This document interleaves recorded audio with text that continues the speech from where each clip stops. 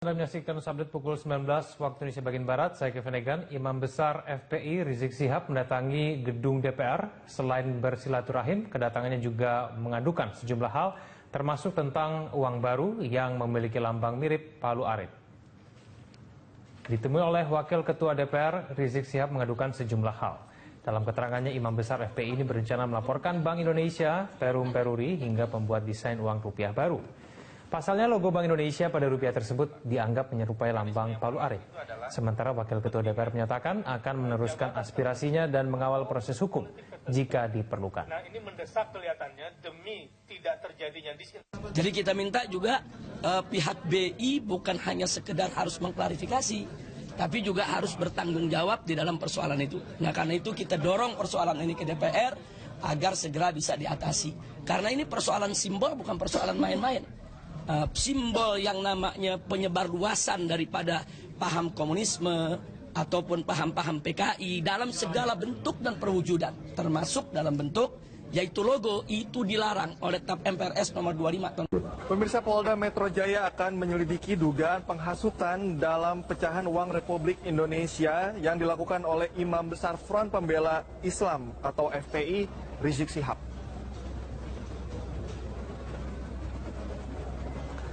Menurut Kapolda Metro Jaya Irjen Muhammad Iriawan, pihaknya akan menyelidiki dugaan hasutan palu arit di pecahan uang oleh Rizik.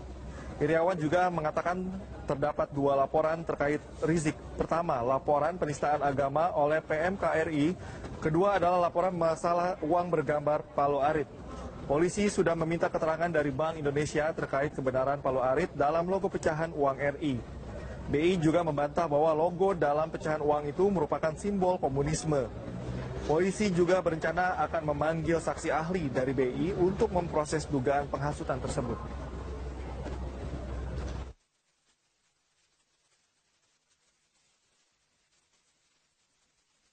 Selain dilaporkan terkait dugaan penistaan agama, nama Rizik Syihab juga sempat dilaporkan atas kasus lainnya. Seperti pada kasus dugaan penghinaan lambang negara serta simbol Bank Indonesia pada uang rupiah yang baru diluncurkan.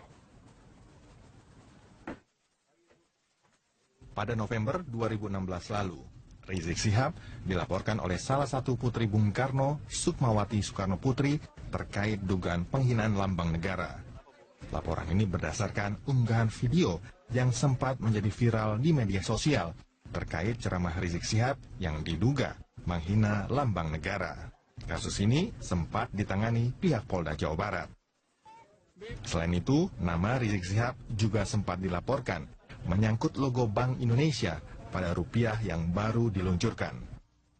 Laporan ini berawal dari beredarnya sebuah video yang juga sempat menjadi viral di media sosial yang menyebutkan lambang palu arit pada rupiah baru. Belum, nanti kita tunggu aja nanti ngelapor siapa. Ya, sekarang belum ada pelaporannya. Ya. Sekarang Kapolda udah menyerahkan itu Pak, akan mendalami soal. Ya pasti kita dalami pasti. Nanti kalau ada pelaporan nanti kita tindak lanjut. Ini laporannya model A atau dari pihak? Nanti kita tunggu aja. Apakah sekarang belum ada ya? Apakah nanti model A atau nanti ada yang pelapor kita tunggu. Ya. Hingga kini, pihak kepolisian masih menyelidiki kasus tersebut dan menunggu laporan dari pihak yang merasa dirugikan akibat perkataan tersebut, salah satunya pihak Bank Indonesia. Tim Liputan, Berita 1. Pemirsa, hingga kini Polda Metro Jaya masih menyelidiki kasus dugaan penistaan agama yang dilakukan Rizik Syihab. Ya, sebelumnya Rizik Syihab dilaporkan oleh Perhimpunan Mahasiswa Katolik Republik Indonesia atau PMKRI atas dugaan penistaan agama pada bulan Desember lalu. Polda Metro Jaya menyebutkan kasus dugaan penistaan agama dengan terlapor Rizik Syihab masih dalam tahap penyelidikan. Pihaknya akan memeriksa sejumlah pihak maupun saksi atas kasus yang tengah menyeret nama Rizik Syihab. Sebelumnya Rizik Syihab dilaporkan PMKRI pada akhir bulan Desember lalu atas dugaan penistaan agama. PMKRI menyebutkan dugaan penistaan agama berdasarkan isi ceramah Rizik Syihab yang diunggah melalui media sosial. Selain Rizik Syihab, PMKRI juga melaporkan dua orang lain yang diduga mengunggah ceramah itu melalui media sosial.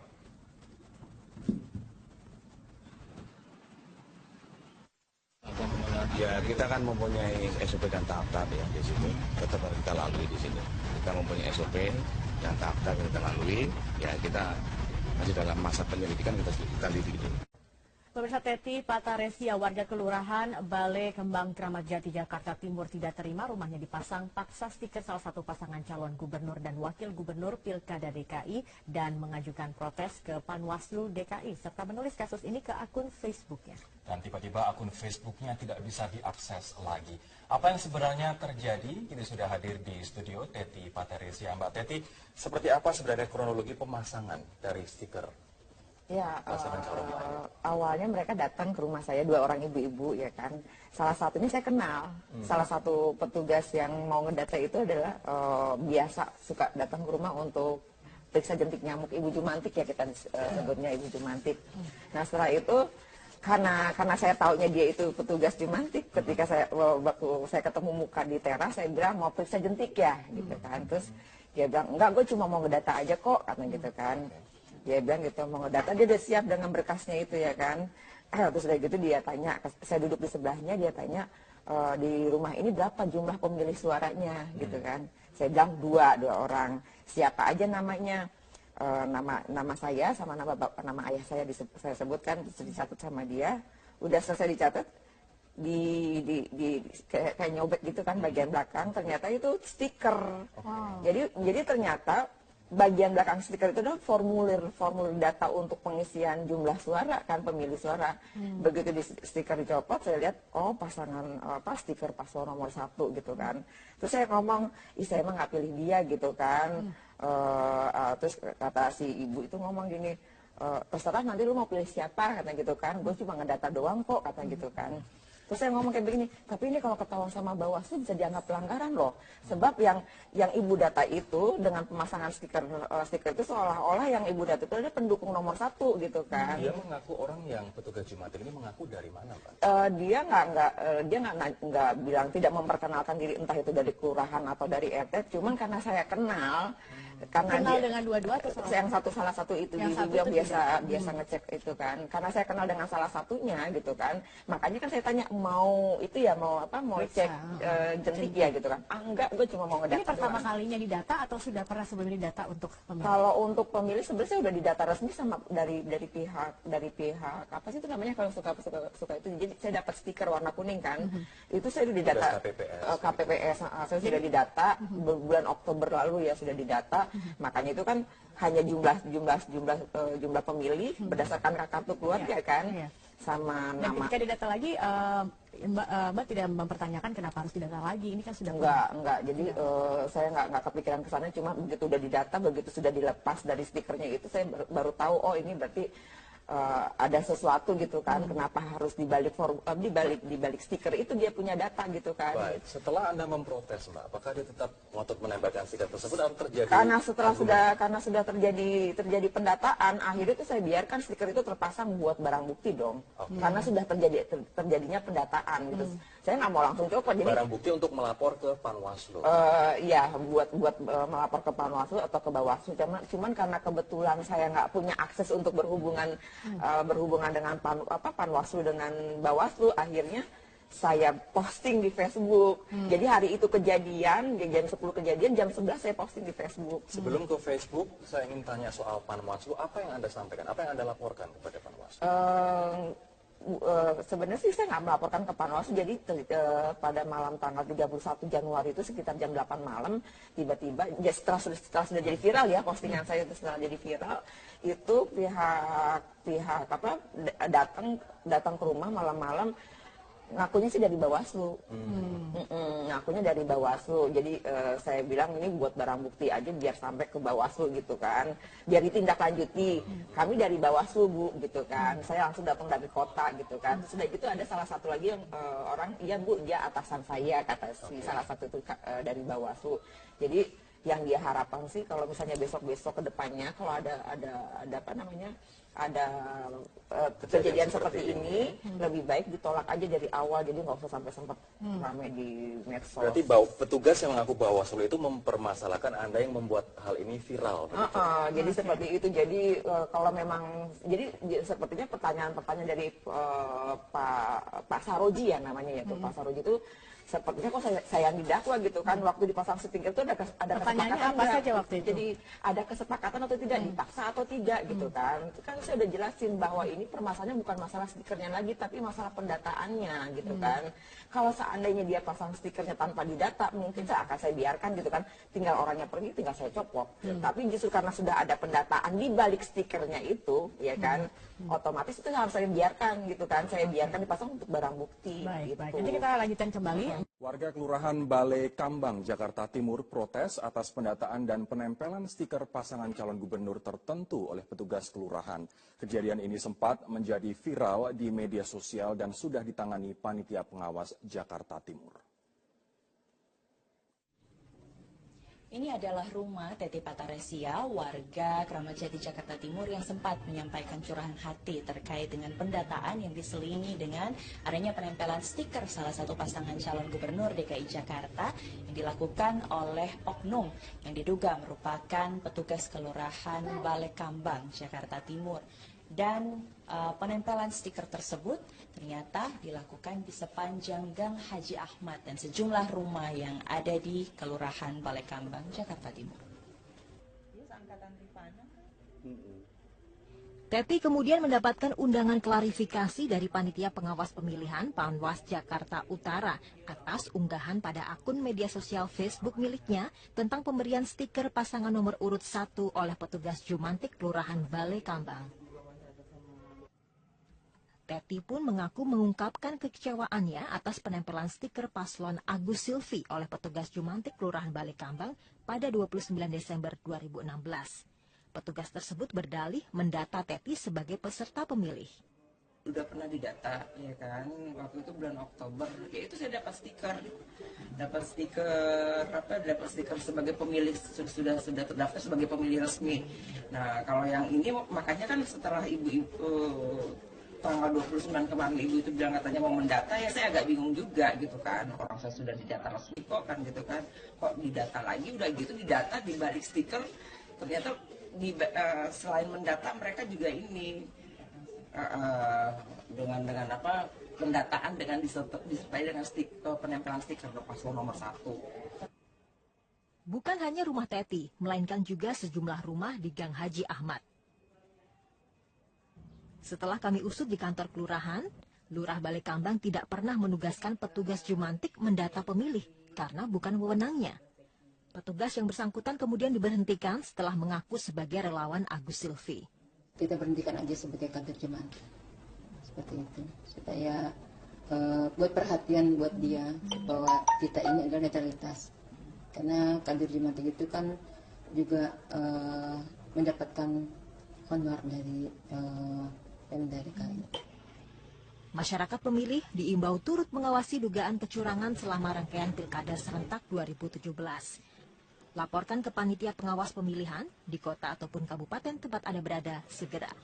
Dari Jakarta, Jessica Wawor, Cahya Sunandar, Metro TV. Basuki Cahayapurnama dan Jarod Saiful Hidayat selaku Cagup dan Cawagup nomor urut 2 melawan berbagai berita hoaks di media sosial.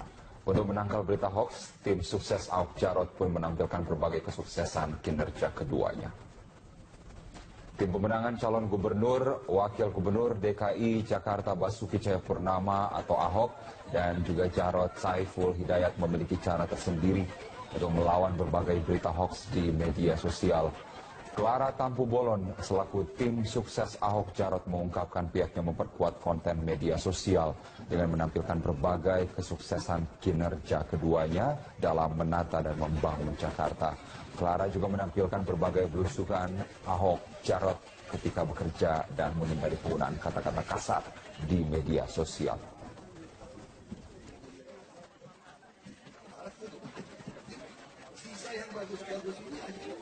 Mabes Polri menegaskan buku Jokowi Undercover hanya berisi fitnah dan dibuat tanpa berdasarkan riset dari sang penulis. Terkait hal itu, Polri akan menyelidiki percetakan buku Jokowi Undercover serta penyebaran dan penjualan buku tersebut. Mabes Polri menyebutkan buku Jokowi Undercover yang ditulis oleh Bambang Tri tidak dilandaskan dengan data yang valid. Oleh sebab itu, buku tersebut hanya berisi opini pribadi penulis. Karopenmas Mabes Polri Brigjen Pol Rikwanto menyebutkan dalam bukunya Bambang Tri hanya mengutip dari beberapa diskusi di Facebook tanpa menggunakan riset secara akurat. Sejauh ini polisi belum mengetahui motif Bambang Tri yang sudah menjadi tersangka.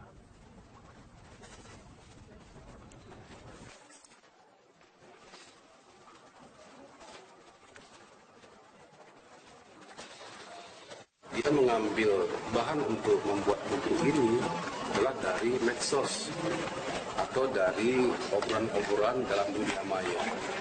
Jadi dia analisa sendiri, dia kumpulkan, dia gatok-gatokkan istilahnya, kemudian dia simpulkan sendiri sehingga menjadi narasi-narasi yang seolah-olah itu sebuah kebenaran yang dituangkan dalam sebuah buku. Termasuk juga foto-foto yang ada. Alasannya dia menggunakan analisa fotometrik. Kita tanya dari mana saudara Bambang memiliki kemampuan itu. Dia cari di Google.